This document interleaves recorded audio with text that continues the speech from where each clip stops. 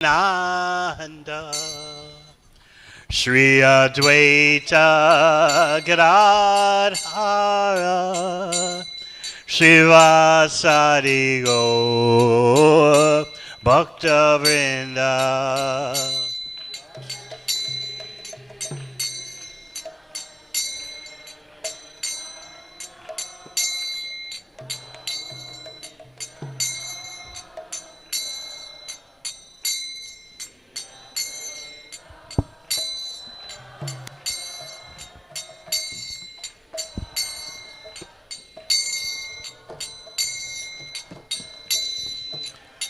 Jaya Shri Krishna Chaitanya Prabhu Nityananda Shri Advaita Gadadhara Shivasari Gaur Bhakta Vrinda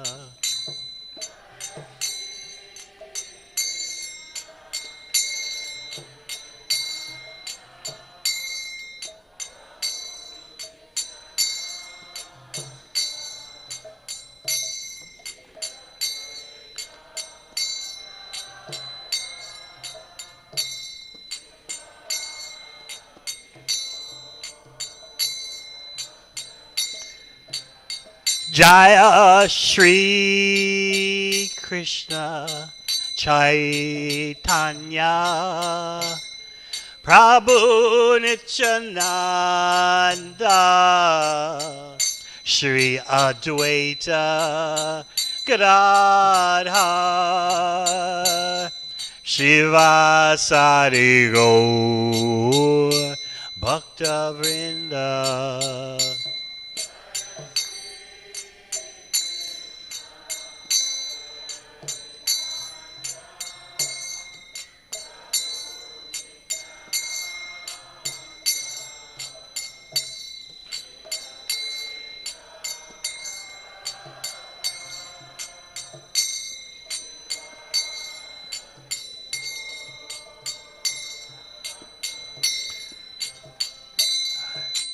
Hare Krishna, Hare Krishna, Krishna Krishna, Hare Hare, Hare Rama, Hare Rama, Rama Rama, Hare Hare.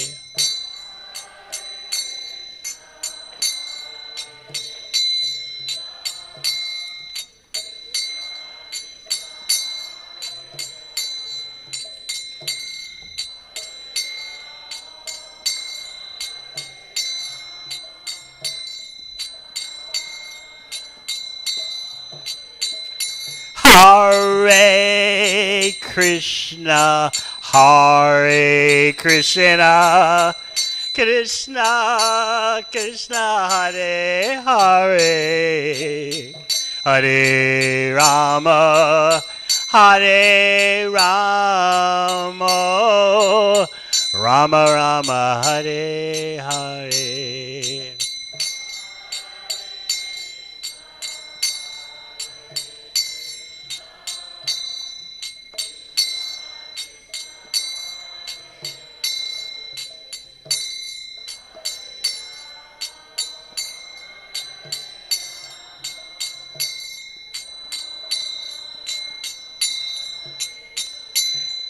Hare Krishna, Hare Krishna, Krishna Krishna, Hare Hare, Hare Rama, Hare Rama, Rama Rama, Hare Hare.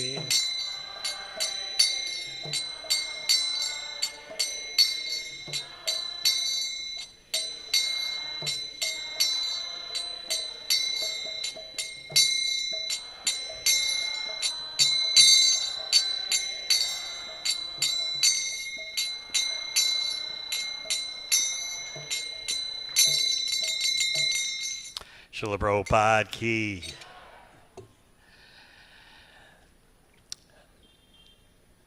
We shall attempt to speak from the 13th chapter of the Madhya Lila of Sri Chaitanya Charitamrita.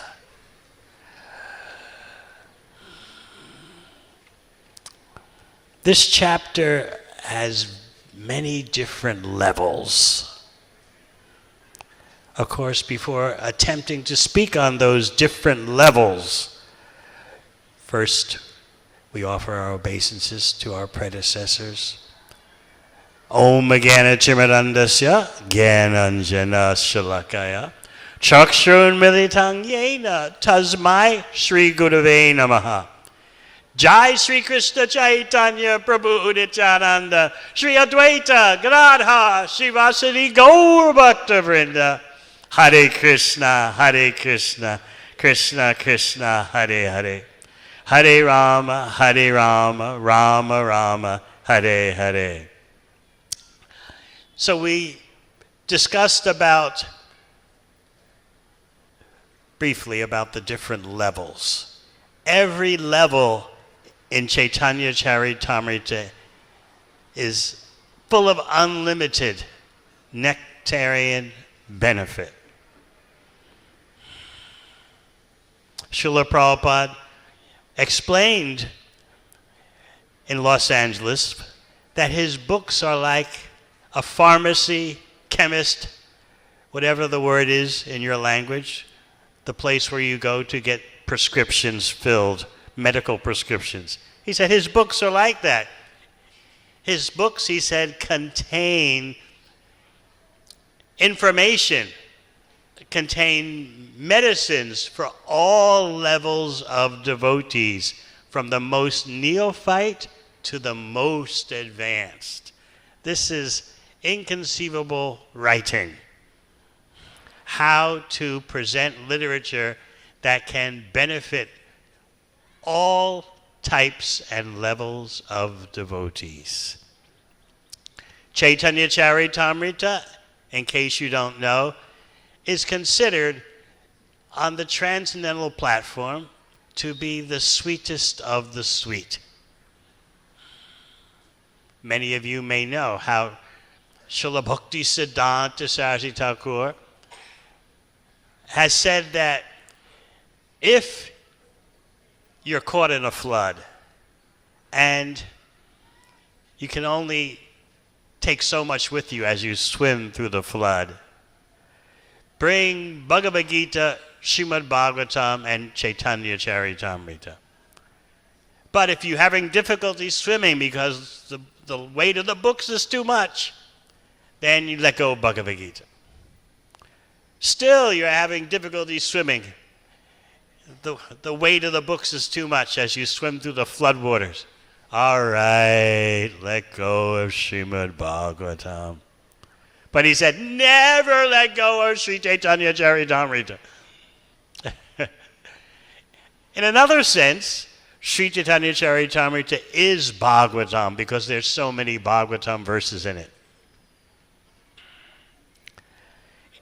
Bhagavatam presents Krishna Tattva, and Chaitanya Charitamrita does also. But besides Krishna Tattva, Chaitanya Charitamrita presents Radha Tattva. And in this chapter, when you go to its deepest level, you'll hear about how Krishna is feeling toward Srimati Radharani, how Srimati Radharani is feeling toward Krishna, how Mahaprabhu is feeling looking at Lord Jagannath, how Lord Jagannath is feeling looking at Mahaprabhu, and then also you'll be able to hear about the feelings briefly of Balaram and Subhadra.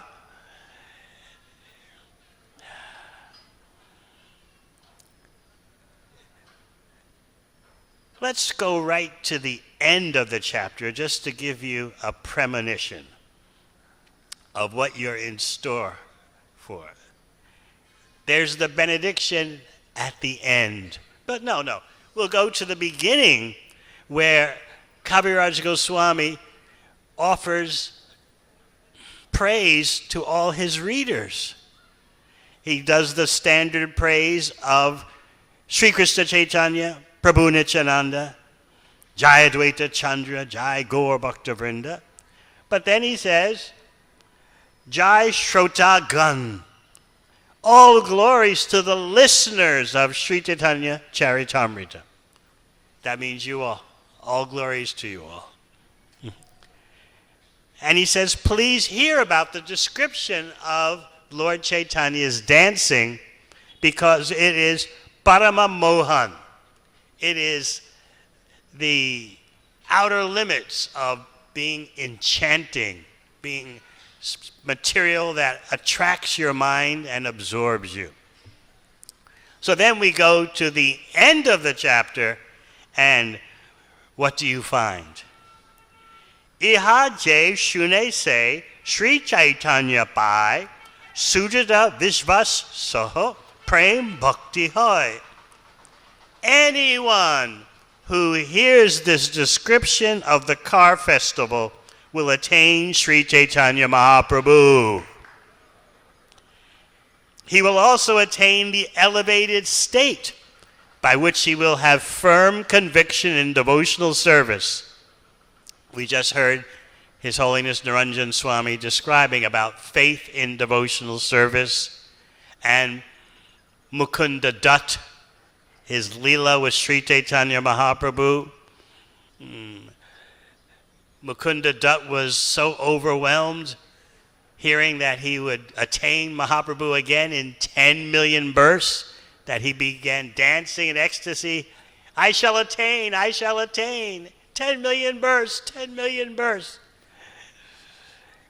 When Mahaprabhu heard this, he said, bring him here right now. So first there was the chastisement. He won't see me again for 10 million births. And then, after saying that, Mahaprabhu said, bring him right now. What happened? Sri Chaitanya Mahaprabhu explained that Mukunda Dutt had such faith in devotional service that he was just in ecstasy knowing, I will get service again in 10 million births. I will get it again. So that faith collapsed, Lord Chaitanya says, that faith collapsed the punishment from 10 million births to 1 moment. Also, that faith in devotional service shows that the Lord's will can be overpowered by the love of his devotee. So it's a very intimate moment, revealing to you the power of love of Krishna. So what does Kaviraj Goswami bless you with at the end? Anyone who hears this description of the car festival will attain Sri Chaitanya Mahaprabhu. He will also attain the elevated state by which he will have firm conviction in devotional service. And what else? Prema Bhakti, love of Godhead. So naturally you're thinking, when? We're listening. Okay. We've even read this chapter. How many of you have read this chapter before? Raise your hands. Sure, our Nrsimha Maharaj has read it 1,000 times. He and I were brahmacharis together in the famous New York temple in the early 70s. Since then, he has gone on to preach Mahaprabhu's mission in so many countries of the world.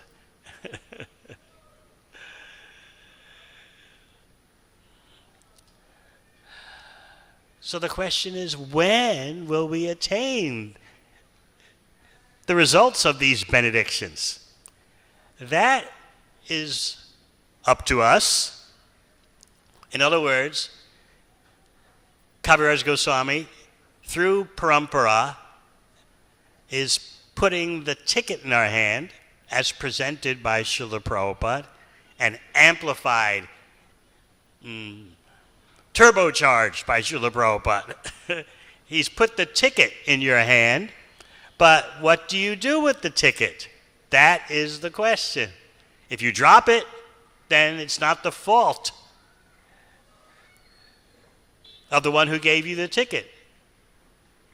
Just like I can explain, at the end of the famous Chaitanya Charitamrita book marathon, in which Prabhupada made a materially impossible demand that the whole book had to be published in 2 months, all 17 volumes.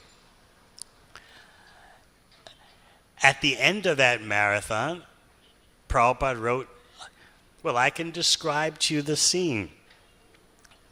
Prabhupada was in Vrindavan for his Vyasa Puja ceremony, and his demand was, all the books done by my Vyasa Puja ceremony. Otherwise. So, the last book came off the press. Advanced copy, first off the press, hot off the press, as they say. And a devotee got that book and then immediately from the USA flew to India, to Delhi, and then took a taxi to the Krishna Balaram Mandir and arrived at the temple just as Prabhupada was getting off the Vyasa-san from his Vyasa Puja celebration and going to his quarters. And you know, you've seen them in the back of the Krishna Balaram Mandir.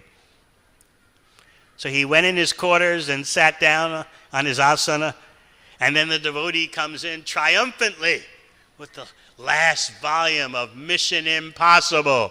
You can just imagine how exuberant, how happy this devotee was feeling. So the devotee pays his full dandavat and then triumphantly presents the book to Prabhupada. That last item of an impossible quest. Prabhupada took the book. Very nice. But you have promised before the ceremony, now it is after.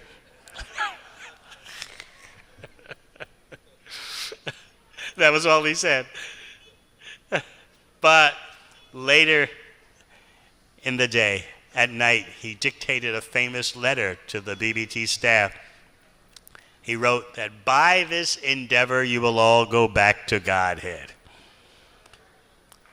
So you might say, well, what is the situation with all those devotees? Is every one of them still active in devotional service and has taken advantage of such a benediction? You see, the benediction puts the ticket in your hand, but you have to hold on to it. If you lose your ticket due to inattentiveness, well, what can be done? Of course, you get another chance later in life, hopefully, or even next birth. But why drop the ticket? So in the same way, Kaviraj Goswami is putting the ticket in your hand for 3 things: attaining Sri Chaitanya Mahaprabhu, attaining firm faith in the devotional service of the Lord, and attaining prema bhakti. So let's go to what happened right before this chapter starts, because it's important. The Netrotsava festival, the festival of seeing the eyes. Lord Jagannath has been in seclusion for a fortnight, and the devotees are transcendently unhappy. So this is the day before the Rath Yatra, by the way. Mahaprabhu led all the devotees to the temple, and usually Mahaprabhu would stare at Lord Jagannath from the back of the temple behind the Garuda Stamba, the column that holds Garuda on top. But this time, he and his followers marched onto the altar while Lord Jagannath is eating, which you're not supposed to do if you know anything about deity worship. The Lord does not eat in public. Especially he doesn't eat with a crowd of enthusiastic devotees right on the altar watching. But what would be considered a violation of Archana Paddhati, the codes for deity worship, was actually an expression of ecstatic love. They missed Lord Jagannath so much that they just ignored all formalities and just got on the altar, and even while Jagannath, Baladev, and Subhadra are eating, these devotees, led by Mahaprabhu, just stared at Lord Jagannath. Stared. And the description is there that Chaitanya Mahaprabhu, his eyes were like bees that were drinking the honey from the beautiful face of Lord Jagannath. And they would just stare and stare, and they stood there until noontime, from the morning to the noontime. Oh, if we only could have such attraction, a drop of such attraction for Lord Jagannath. So now we go to the Ratha Yatra morning. And at this point, you should be bearing in mind the role played by King Prataparudra. Remember, he has not been allowed to see Chaitanya Mahaprabhu. Devotees had already explained to him, seeing Mahaprabhu, a king seeing Mahaprabhu is practically impossible. And the devotees tried so many ways to get Lord Chaitanya to agree, even though they had advised the king, it's practically impossible. Sarvabhauma Bhattacharya told Prataparudra, Chaitanya Mahaprabhu doesn't see kings even in dreams. What to speak of during the day in reality. But the devotees so much appreciated Prataparudra's devotion that they kept mentioning his name to Mahaprabhu.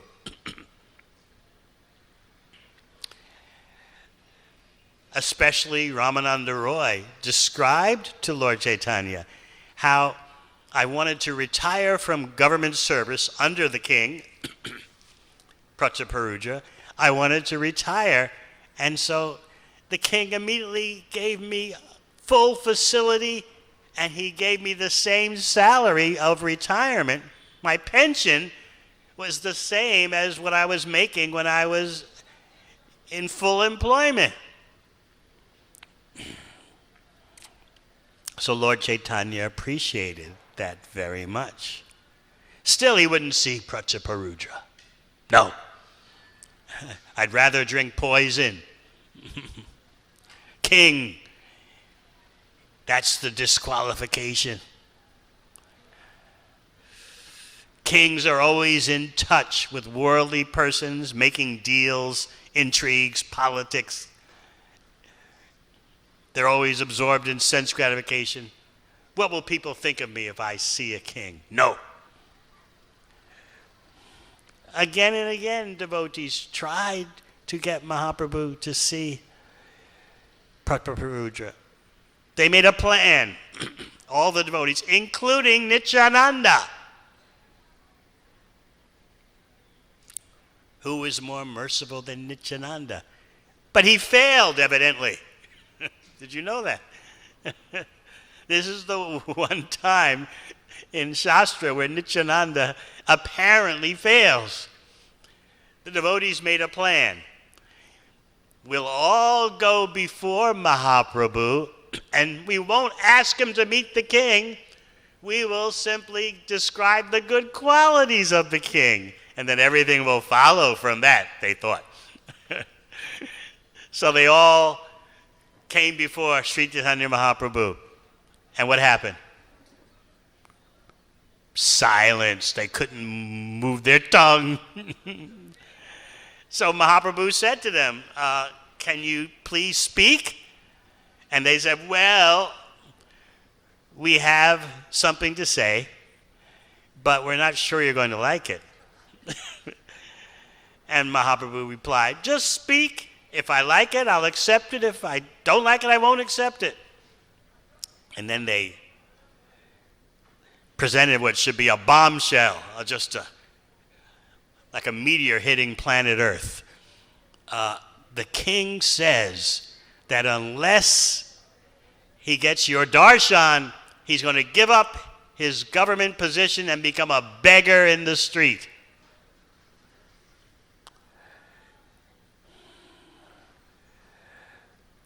Still, the mission was not successful, even though Nityananda was part of the presentation crew. Didn't work. Although one little benefit was derived. Nityananda said to him, well, if you're not going to see the king, let's just try to maintain his life in some way. In other words, we don't want this king giving up his post. He's such a devotional king. Look what he did, in other words, for Ramananda Roy. He's known to be a great devotee. Why? What about this? Give him one of your garments, and he can worship that as tadiya, as paraphernalia of the Lord, non-different from the Lord. So that much Nityananda extracted.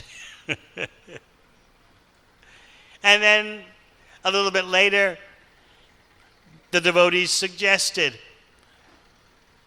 actually it was Lord Chaitanya who suggested, send the son of the king, the prince. The son represents the father. So when I see the son of the king, that's as good as seeing the king. So the devotees arranged for that. And the little prince somehow or other triggered ecstatic emotions in Chaitanya Mahaprabhu. The little prince reminded Lord Chaitanya of Gopal Krishna, Krishna in his youth. And what did Lord Chaitanya do? He embraced the little prince. And both were absorbed in ecstatic love. And then the little prince goes home. And then what happens? His father, the king, embraces him, and his father becomes surcharged with ecstatic love. Still, Lord Chaitanya would not see the king. But devotees continued to make plans. And one of those plans involved Ratha Yatra. Sarvabhauma Bhattacharya, who is considered the most intelligent person in India at that time, devised this strategy. And you'll hear about that at the very end of this chapter, when the Ratha Yatra ceremony reaches halfway and there's a resting point, the Balagandhi garden. And there, Sarvabhauma Bhattacharya told Prataparuja, the Lord will rest in the garden. Meanwhile, thousands upon thousands of persons of whatever material rank, whatever spiritual significance, everyone can offer food to Jagannath as the carts rest there at the garden before continuing onward to Gundicha.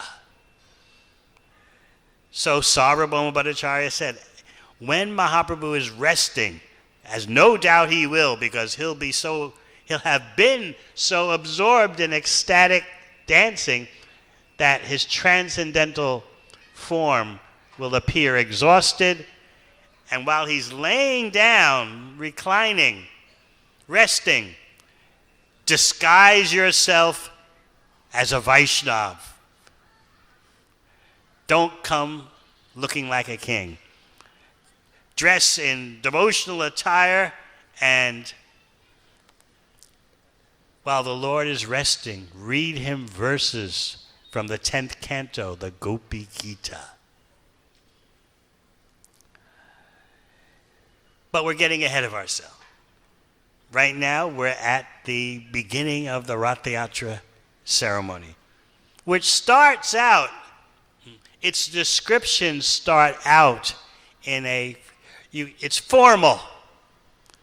First of all, it's the next day after the Netrotsava festival, the festival of the eyes, and Mahaprabhu and his devotees have risen early in the morning to see the Pandu Vijay ceremony of moving Lord Jagannath from the altar onto the carts.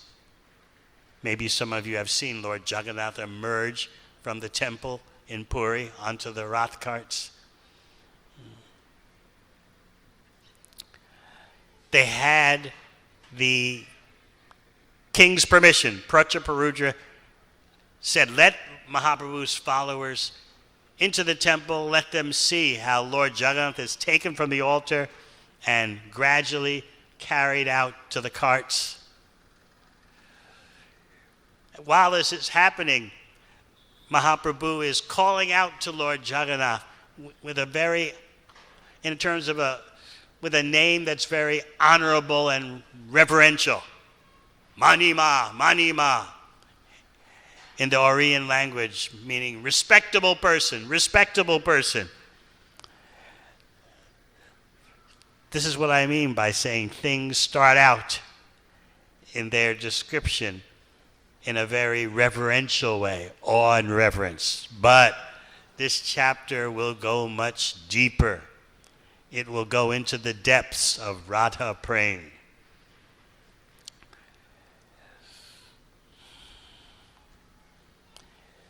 You'll hear a wondrous description of the beauty of the Rath carts. And you'll hear how Mahaprabhu organized the Sankirtan parties. It wasn't it wasn't just a Harinam party that had no structure to it. Sometimes devotees, in describing the various parties that Mahaprabhu arranged around the Rath carts, they use that to point out that Mahaprabhu's movement is organized. Sometimes those of you from the West may know that you speak to someone about the Society of Devotees and they say, I'm not into that. It's an organized religion. They say that as a put down. But we take it as a compliment. Oh, yes, we're organized. Oh, sure, we're an organized religion. Oh, yeah, yes. So Mahaprabhu had 7 Sankirtan parties. 4 in the front of Jagannath's cart, 1 on each side, and 1 in the back. And each party had 2 mridanga players. And he appointed the dancers for each party. And the lead singer. So we can take much incentive, much encouragement from this in our outreach endeavors, that there should be at least a bit of organization. But what is the main happening of this Rath Yatra with Mahaprabhu? And not so much organization, but ecstatic love, outpourings of ecstatic love.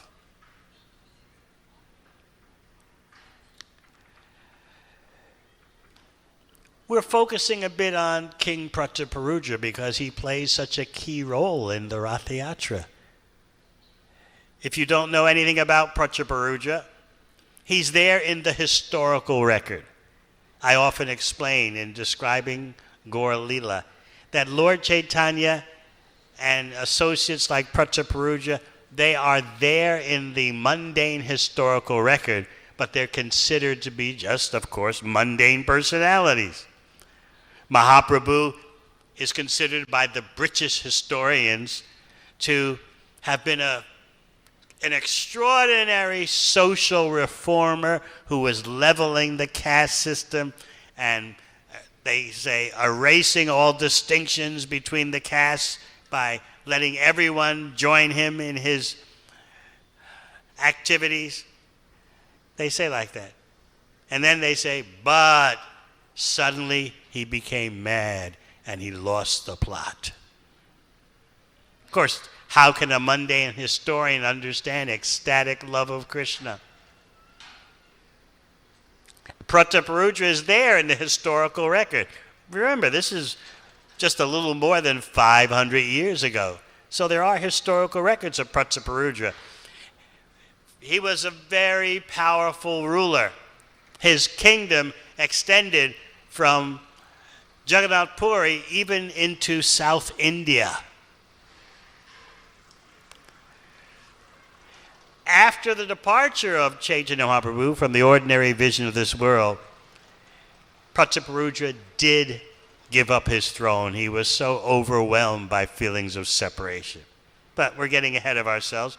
Let's go back to the Rath Yatra, where Mahaprabhu is marching forward with his followers, dancing in front of the Rath carts. Mahaprabhu is becoming lost in ecstasy, dancing. And Prataparuja Maharaj is in the audience.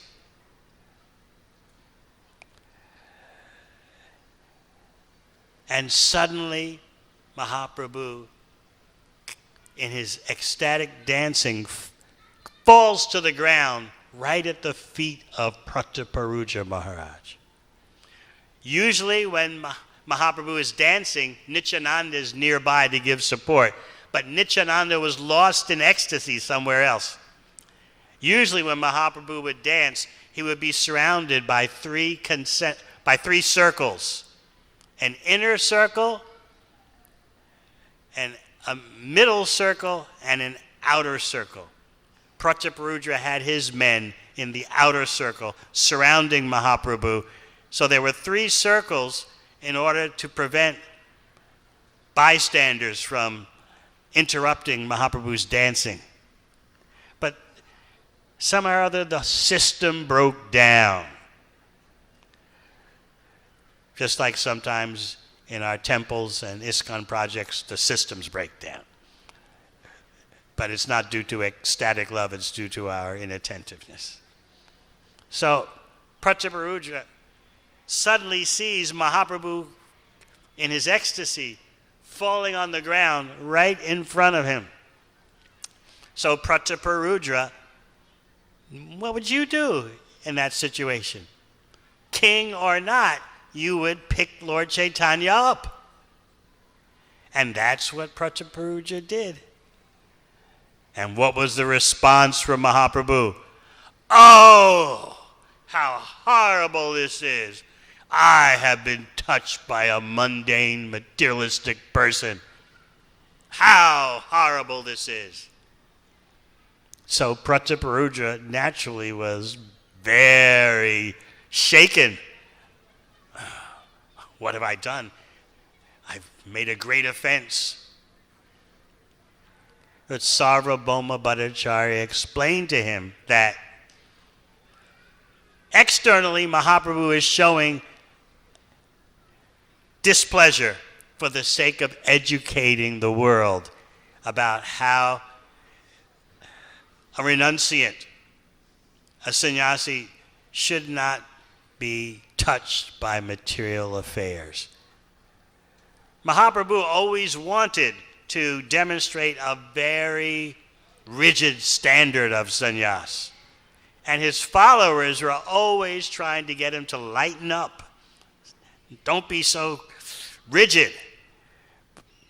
So there's always this devotional tension, a tension of love between Mahaprabhu and his followers.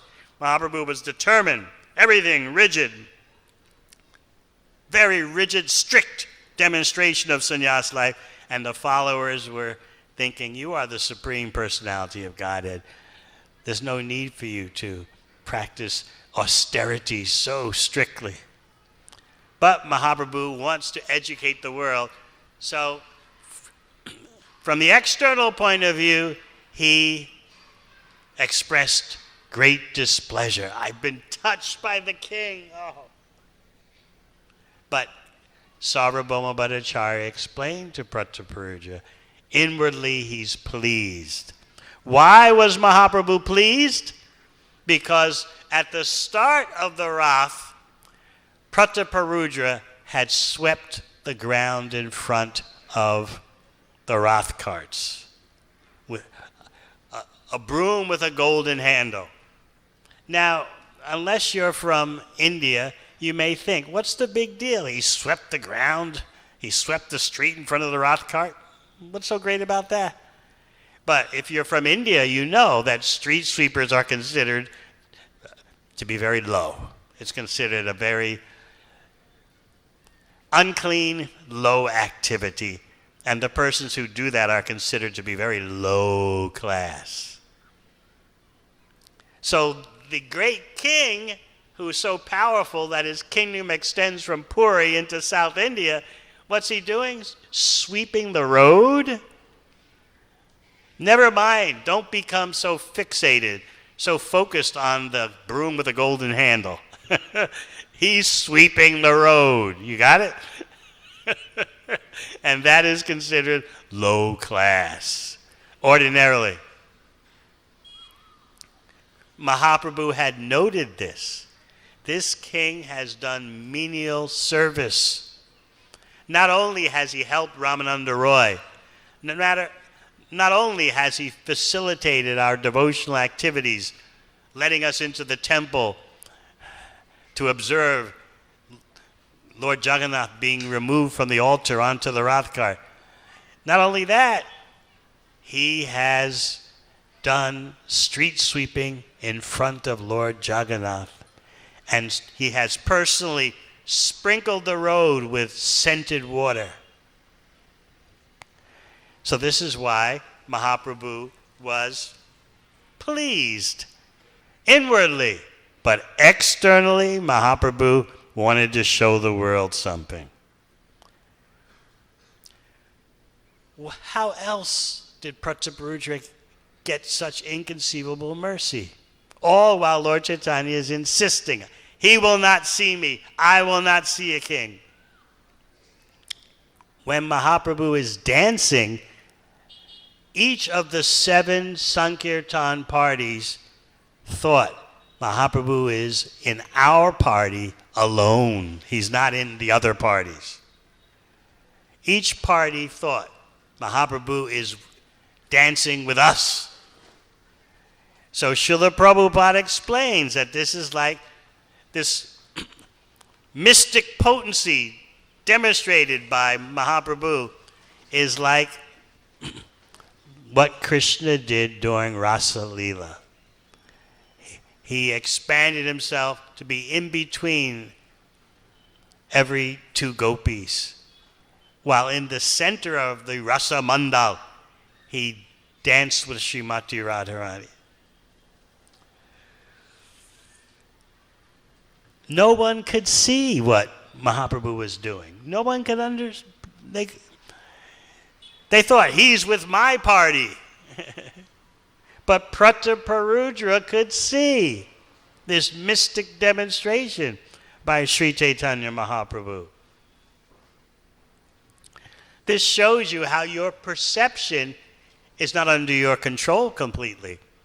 As Krishna says in Bhagavad Gita, Sarvasya chaham hridi sanivishto matasmitir gyanam apovanam cha. I'm in your heart. I control what you know, what you forget, and what kind of knowledge you have. I do that from within your heart. We all think that what I see is up to me. I've got my knowledge acquiring senses, And so just put something before me and I apply my senses and come to a conclusion. No. Only Prataparudra and a few other devotees could see Mahaprabhu's mystic demonstration of being present in each Sankirtan party simultaneously. So Prataparudra Maharaj said to Sarvabhauma Bhattacharya, in so many words he said, "Did you see this? Are you seeing what I'm seeing?" And what was Sarvabhauma Bhattacharya's response? "You are rarely fortunate. You must have gotten the mercy of Chaitanya Mahaprabhu that you can see his confidential pastimes." So you're starting to understand that King Prataparudra is already getting inconceivable benedictions. Although Mahaprabhu says, "I'm not going to see the king." But look what's happening. So you can't say that Ramananda Roy failed. You can't say that Nityananda failed. Things just happened in their own way according to the desire of Sri Chaitanya Mahaprabhu. And by the way, Lord Chaitanya is not thinking about how to organize and maintain the organization of the parties. He is lost in ecstasy.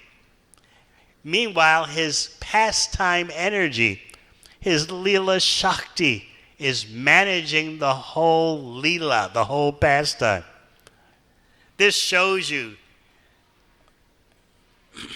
what it means to be the Supreme Personality of Godhead.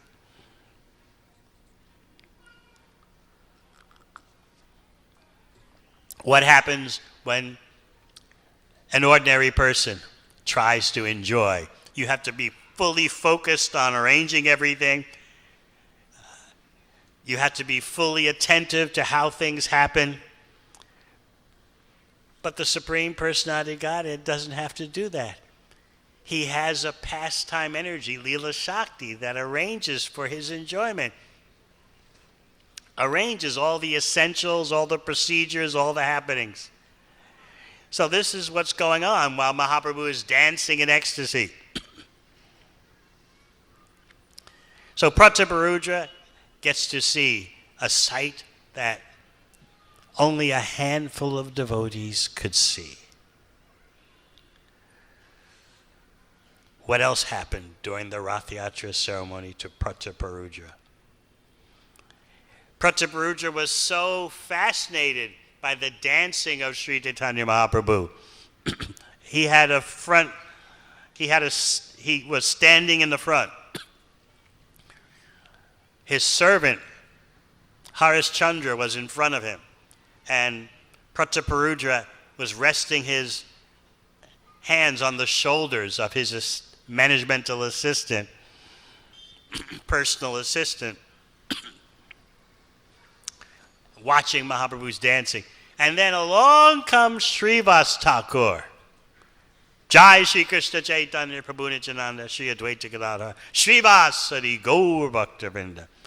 What does Srivas Thakur do?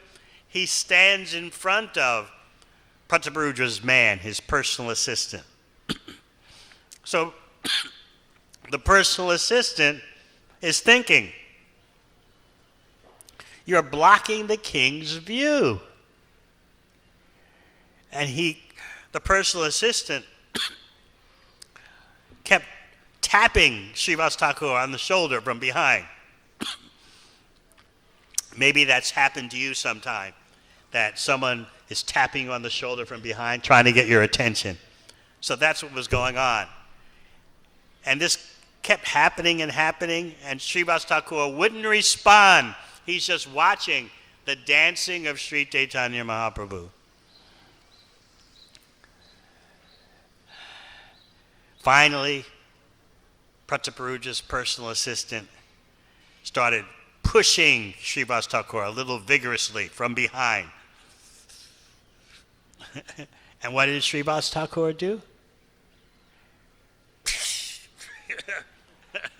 Without looking back at him, because Srivas was just watching the Rath and watching Mahaprabhu's dancing, but he kept feeling this person behind him, poking him, pushing him. So he just, without looking back, he just...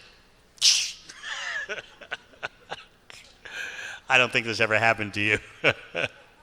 And you're wondering, how could this happen amongst devotees?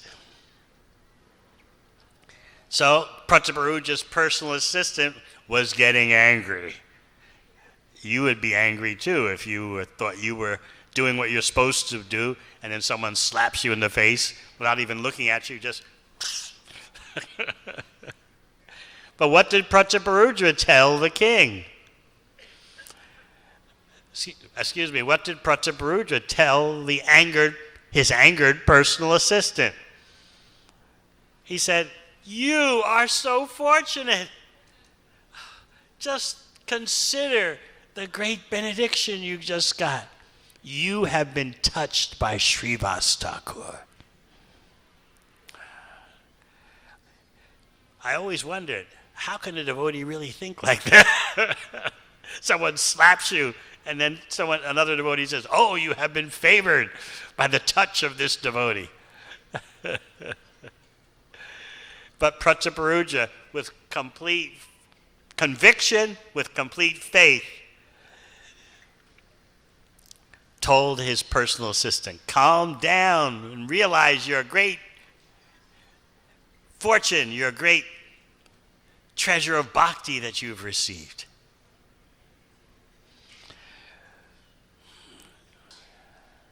So this is all going on before the Balagandhi garden.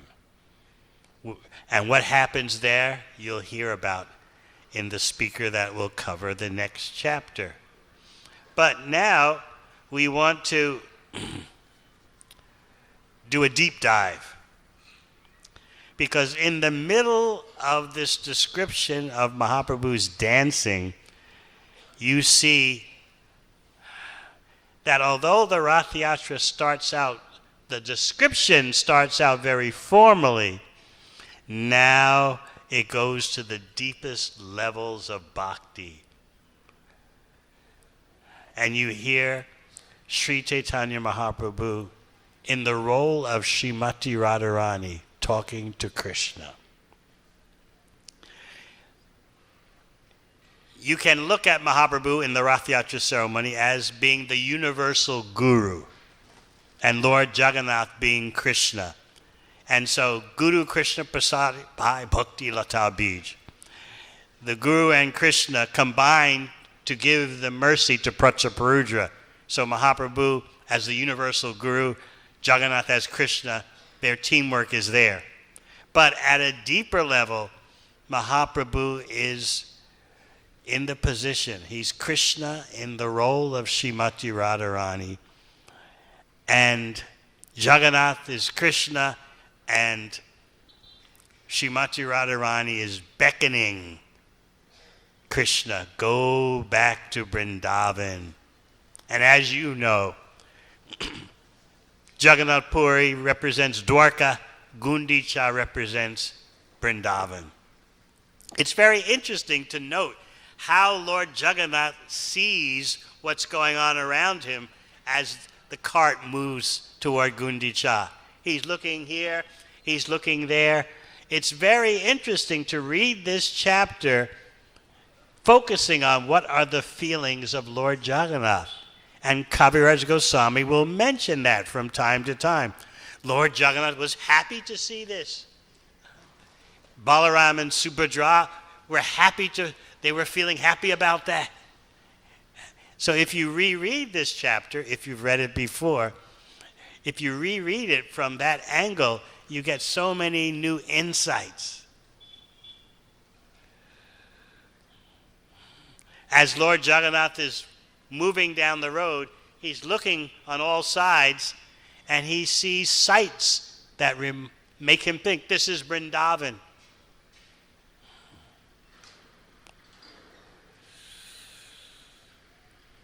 And then you read about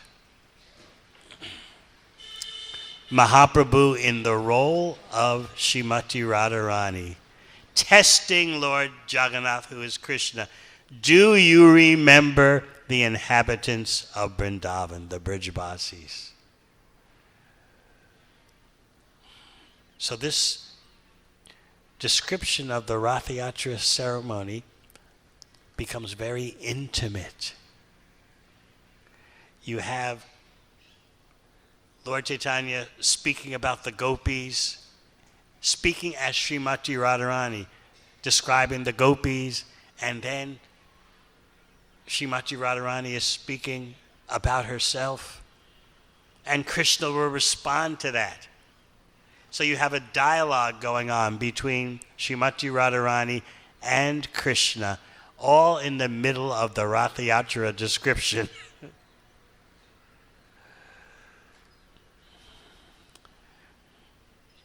You'll hear Srimati Radharani asking Krishna, have you forgotten us? First she says, I can't withdraw my mind from you. I'd like to do that and engage my mind in material activities, but it's impossible. Even though I try, I can't do it.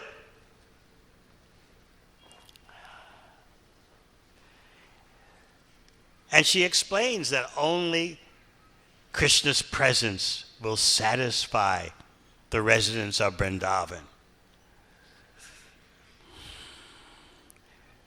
So you have Lord Chaitanya, who Prabhupada explains sometimes is speaking as Srimati Radharani, and sometimes, and it's there in the next chapter, the performance of the Vrindavan pastimes.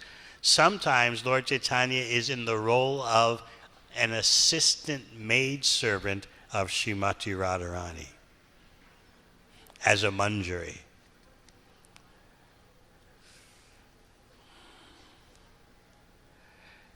So she says, it is amazing that you have forgotten the land of Vrindavan. And how is it that you've forgotten your father, mother, friends? Have you forgotten Govardhan Hill, the bank of the Yamuna, and the forest where you enjoyed the Rasa Leela dance? So first, she's pointing out, have you forgotten the others? She's not referring to herself. Have you forgotten all your relations in Vrindavan? And then she says, even though you've done this, actually, even though you've forgotten everyone, there's no fault in you. Krishna, you are certainly a refined gentleman with all good qualities. You are well-behaved, soft-hearted, and merciful. I know that there is not even a tinge of fault to be found in you. Yet, your mind does not even remember the inhabitants of Vrindavan. This is only my misfortune and no one else. So she asserts, this is Srimati Radharani speaking, because Lord Chaitanya is Radha Krishna combined, and you can look at that from various angles. He's Krishna who's taken on the emotions and complexion of Srimati Radharani. I often quote how Srila Bhakti Siddhanta Saraswati Thakur said that both Krishna and Lord Chaitanya are the original personality of Godhead, Swayam Bhagavan. It's not that Lord Chaitanya is an avatar. He's avatari, just as Krishna. He's the source of all incarnations. So Srila Bhakti Siddhanta Saraswati Thakur explains that when Krishna wants to taste what it's like to be his own lover, he appears as Sri Chaitanya Mahaprabhu. When Krishna wants to taste love and separation from himself, he can't do that as Krishna, so he appears as the Swayam Bhagavan, the original personality of Godhead, Sri Chaitanya Mahaprabhu. And when Sri Chaitanya Mahaprabhu, Swayam Bhagavan, wants to be the supreme enjoyer, he appears as Krishna. So this is how interrelated they are. Very important point, because so many devotees think Lord Chaitanya is an avatar. We loosely say golden avatar. I remember hearing Prabhupada once at an initiation ceremony asking one devotee, "Who is Sri Chaitanya Mahaprabhu?" And the devotee replied, "He's the most merciful avatar." Prabhupada said, "No, he's Krishna."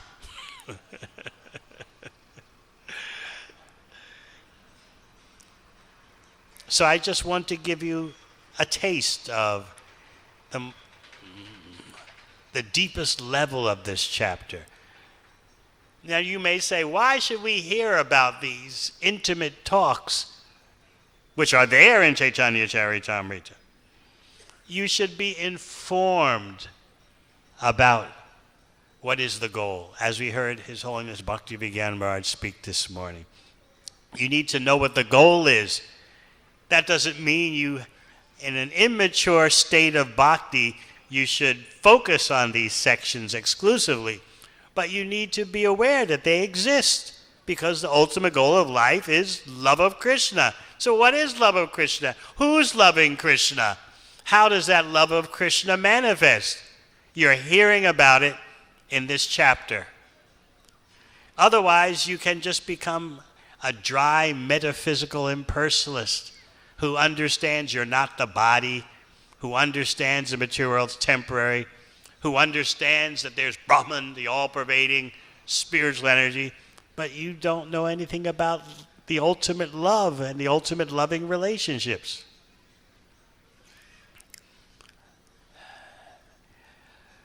Both the Bhaktas and the Mayavadis share knowledge that you're not the body.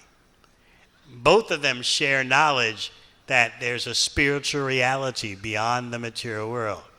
But after the point of liberation from material existence, Vaishnavism goes in another direction, and of course, Mayavad, impersonalism, can't go anywhere else. It's reached its ceiling of just Aham Brahmasmi, I am spirit soul. So you need to understand that these pure loving pastimes exist. At first, it may sound a little mysterious.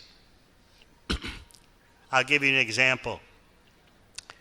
I was watching one little boy who was 6 years old, and his mother was expecting. So her abdomen was expanded a bit. And so I said to the little boy in the presence of his mother, "How does it feel that you're not going to be number one anymore? How does it feel that soon you're going to have a brother or a sister?" And he didn't know what to say. He started just looking at his mother's abdomen like, there's something going on there. I can't figure it out, but something's supposed to happen there. I don't know how it happened, but the belly seems to be expanding, and I hear people tell me I have a brother or a sister coming. He just, with a puzzled look on his eye, he kept just looking at her belly. He couldn't add up 1 + 1 = 2. So, actually, at a certain point in his childhood and youth, more particularly his youth, he will realize that there's a mother and a father, and the mother and father combined to bring the child into the world. So at least we should have some awareness of the depths of these pastimes, even though according to our spiritual status, we may not focus upon these depths. But they're there in Prabhupada's books.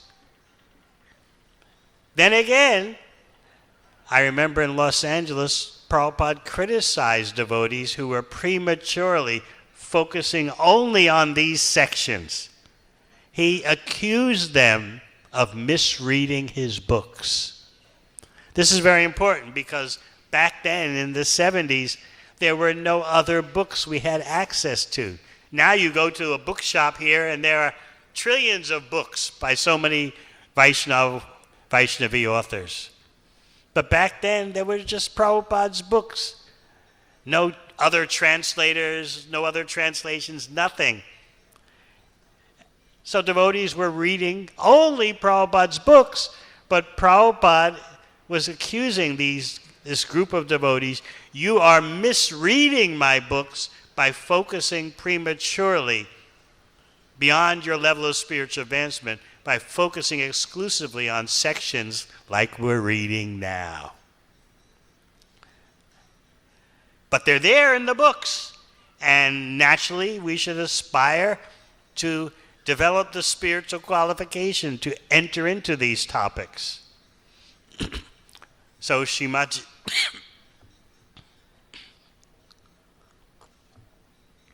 Radharani continues, I do not care for my personal unhappiness, but when I see the morose face of Mother Yashoda and the hearts of all the inhabitants of Vrindavan breaking because of you, I wonder whether you want to kill them all.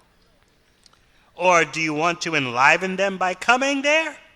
Why are you simply keeping them alive in a state of suffering? And she goes on to say, the Brijbasis don't want to see you in the role of a prince. They don't want to see you in your Mathura behavior. They don't want to see you in Dwarka, acting like a member of royalty. They can't leave the land of Vrindavan. Now you might say, well, why can't they just leave? That would be like a fish trying to live out of water. And they know that they can't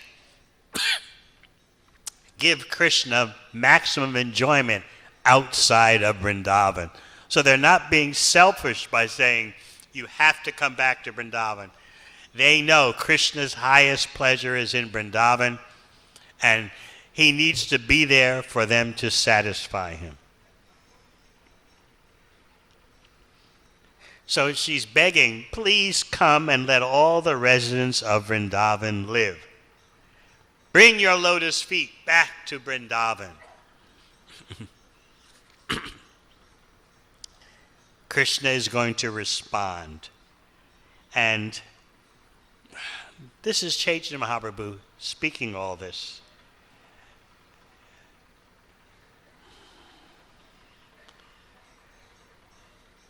By hearing this, Krishna, his body becomes very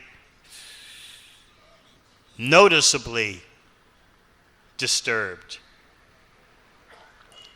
And he reveals his feelings. I like the way Prabhupada says in the purport.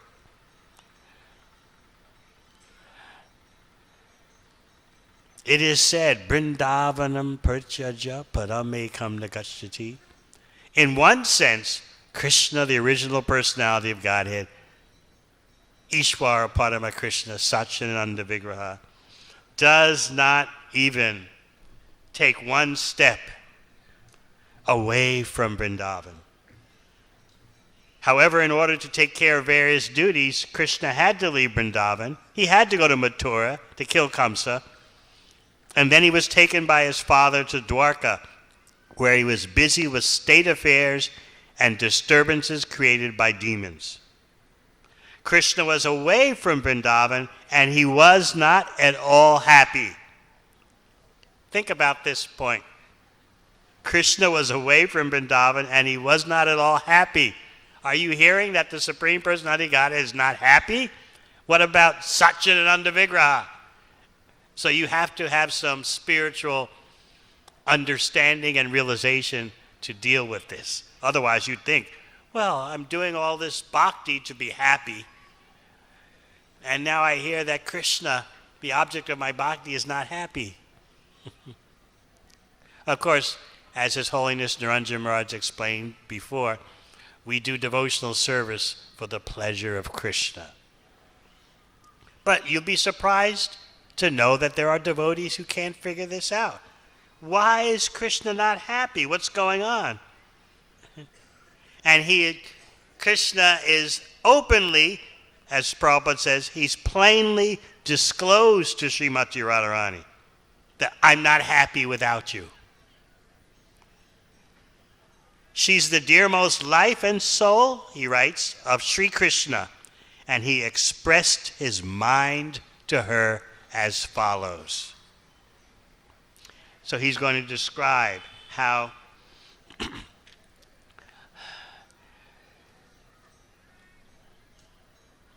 so much impacted he is without the presence of his lovers in Vrindavan.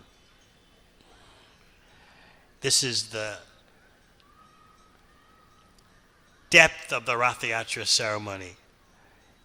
Yes, from one perception, Rath Yatra means marching along with the Rath carts.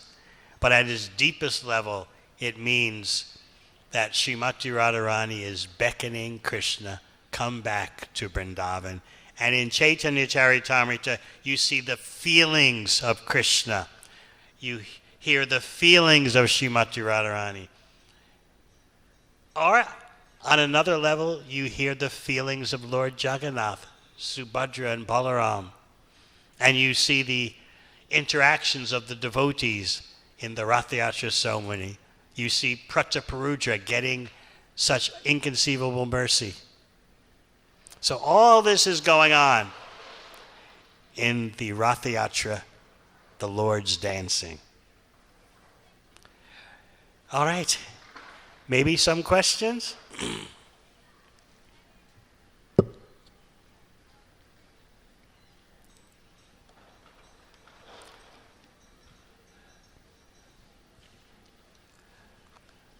Yes.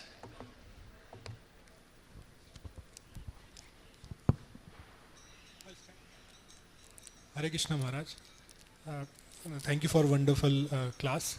Maharaj, my question is, the emotions which you described are seems very inconceivable to a practicing devotee like me. So Maharaj, my question is, Krishna was personally present, Lord Chaitanya Mahaprabhu was also personally present when they performed these pastimes. But as a practicing devotees, would it be possible for us to experience such emotions also in this lifetime? Such emotions as whom? Like emotions of separation or experiencing different rasas with Krishna. Of course it's possible. One has to be qualified. As far as love of Krishna and separation, Prabhupada was able to convey the concept of that in a very powerful way, even to a supportive devotee like George Harrison, who was not a fully practicing devotee.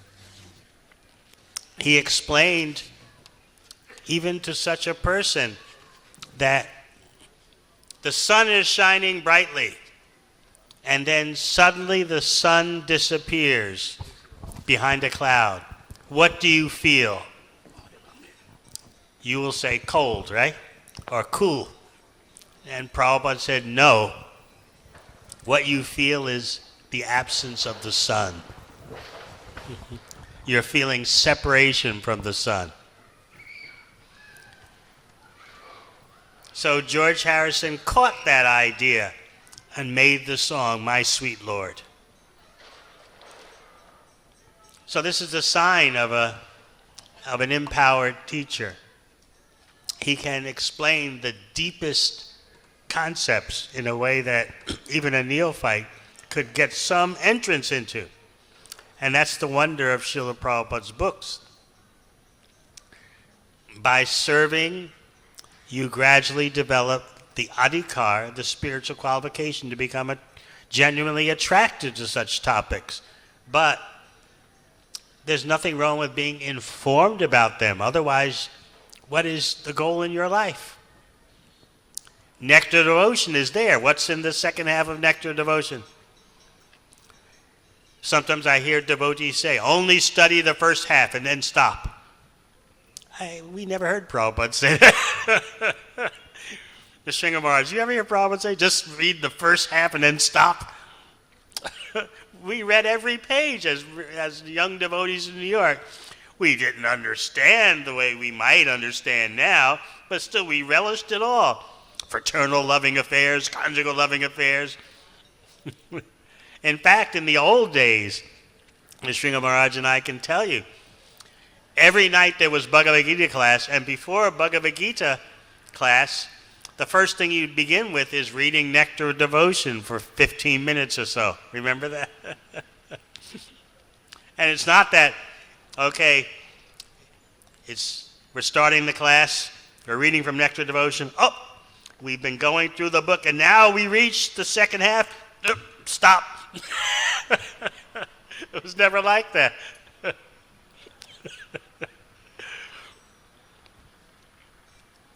So you can educate yourself about the existence of these loving affairs of perfection. But just don't think that, as Prabhupada said, first deserve, then desire. But he didn't say don't read about these things in his books. He accused devotees of misreading his books because they were just focusing on a section like I just read to you, and neglecting everything else. They considered Bhagavad Gita to be lowly, talks describing material illusion, verses describing material illusion to be lowly.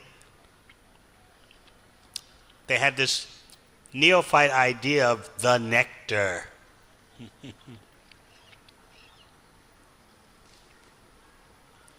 Yes.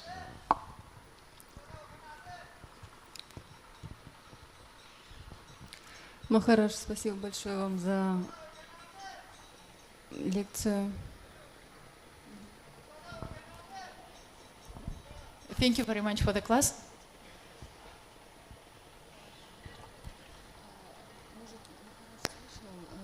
Описание.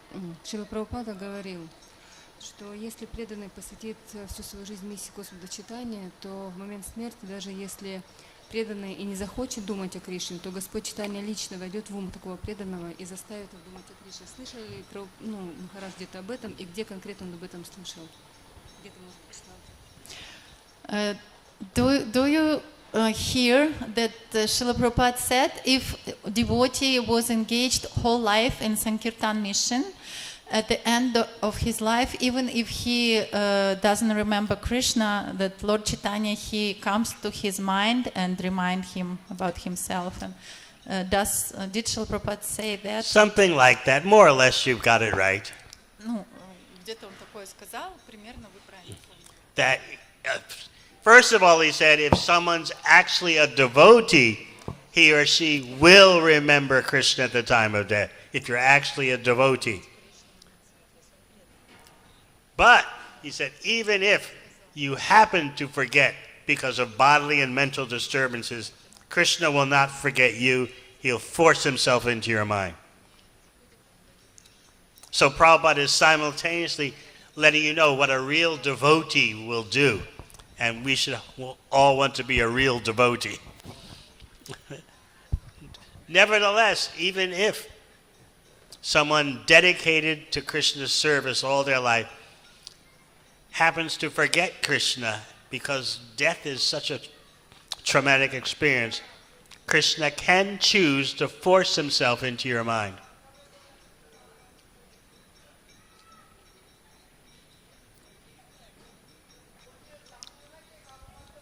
Hare Krishna Maharaj ji. Maharaj, you told us that you have to hold on the ticket of the benediction, but we see that as a neophyte that so many limitless difficulties are there, whether it is anarthas or anything else. So limitless difficulties are there in his spiritual practice for a neophyte. It is very, it seems impossible to sustain sometimes. So Maharaj, how should one do that time? Association is very important. As Srila Prabhupada once said, anything can be tolerated in good association. So remember that principle. Have some friends in Bhakti.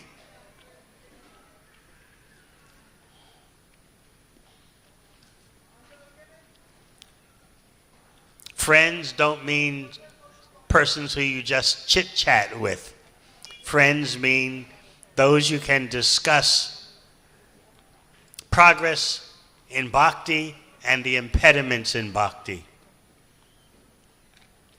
That is a loving exchange. Revealing your mind in confidence, and the other reveals the mind in confidence. Not revealing whatever mundane thoughts come to you, but discussing what will accelerate your devotional service and what will slow down your devotional service. Okay? It seemed like when Krishna performed the Rath Yatra, was that does that symbolize or fulfill the promise that he made to the gopis that he'd be back after finishing his business in Mathura? Or is Krishna just in Vrindavan? Is because he never left because he's there in spirit, or in their kata, bhava, or how This did chapter, he ever come back? This chapter will explain, Prabhupada explains in the purports, that in one sense, Krishna never leaves Vrindavan. So that's how Krishna will respond to Srimati Radharani. You'll read that in this chapter. Don't you know I come every day to enjoy pastimes with you in Vrindavan? If you read the Krishna book, you'll find Prabhupada mentioned something called the bhava expansion of Krishna. He's present in Vrindavan in the ecstatic feelings of separation of the devotees. So Krishna is, you could say he's defending himself. He feels bad. I am there. I come every day.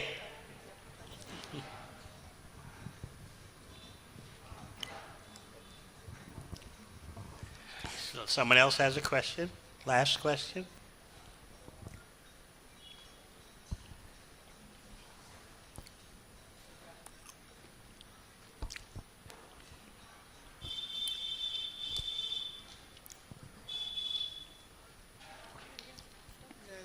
You passed him by right there. He's standing up. Hi Krishna Maharaj. So you mentioned that Krishna was unhappy because the inhabitants of Vrindavan were feeling unhappy. So how can we understand this emotion and that Krishna was unhappy?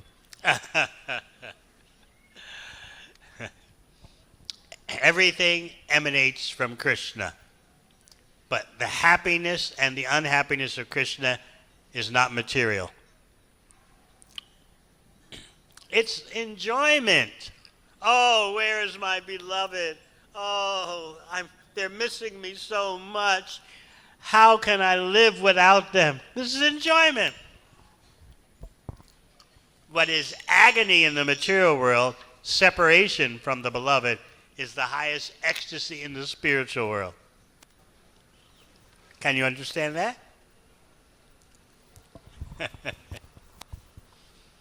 So again, we'll conclude here by saying Rath Yatra has many different levels. And all the levels are enlivening. Don't think that just the deepest levels are enlivening. Even the so-called external levels are so inspiring. So you heard about Prataparudra watching the Rath Yatra ceremony. And then you heard about Krishna speaking to Srimati Radharani after she spoke to him. This is all revealed by Sri Chaitanya Mahaprabhu. Thank you very much. Hare Krishna.